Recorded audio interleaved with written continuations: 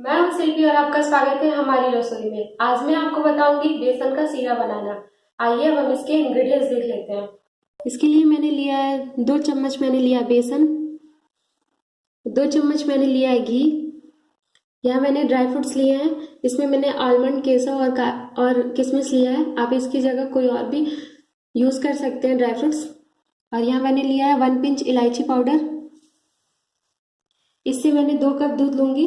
250 ml का है ये कप, इससे मैं 2 कप लूंगी। लगभग 500 ml मैं दूध का यूज करूंगी।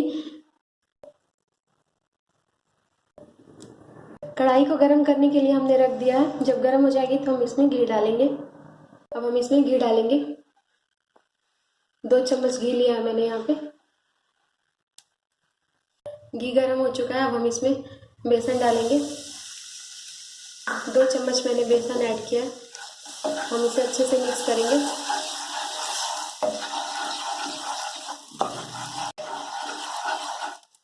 आंच मैंने मीडियम रखा है।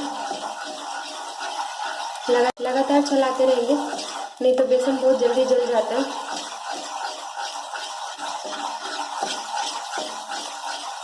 हम इसे तब तक चलाते रहेंगे जब तक कि बेसन का कलर थोड़ा सा चेंज ना हो जाए।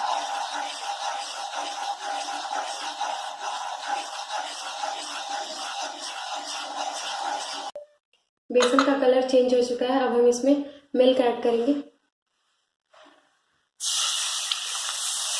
2 कप मिल्क लिया है मैंने यहाँ पे।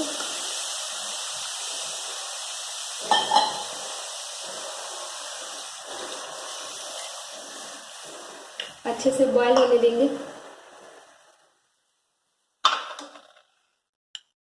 हम इसे अच्छे से चलाते रहेंगे। शुगर ऐड करेंगे। आप चाहें तो बिना शुगर के भी बना सकते हैं या फिर शुगर फ्री यूज कर सकते हैं। और यहाँ मैंने शुगर डाला है। अब हम ड्राई फ्रूट्स डालेंगे। इलायची पाउडर। अब हम इसे अच्छे से मिक्स करेंगे और दूध को थोड़ी देर तक उबलने देंगे।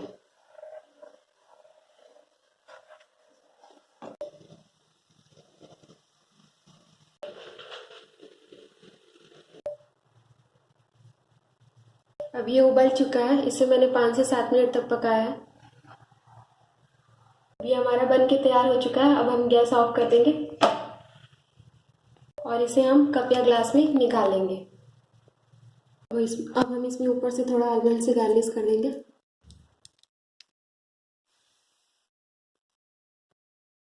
हमारा बेसन का सीरा बन के तैयार हो गया है। बेसन का सीरे के बहुत फायदे हैं। ये कोल्ड एंड कफ में बहुत फायदेमंद होता है। प्रेग्नेंट लेडी के लिए बहुत ही अच्छा रहता है। आप इसे बच्चों को भी दे सकते हैं। अगर आपको हमारी ये हेल्दी, इजी और क्विक रेसिपी पसंद आई तो प्लीज़ हमारे चैनल को लाइक, कमेंट, सब्सक्राइब करना ना भूलें। Thank you.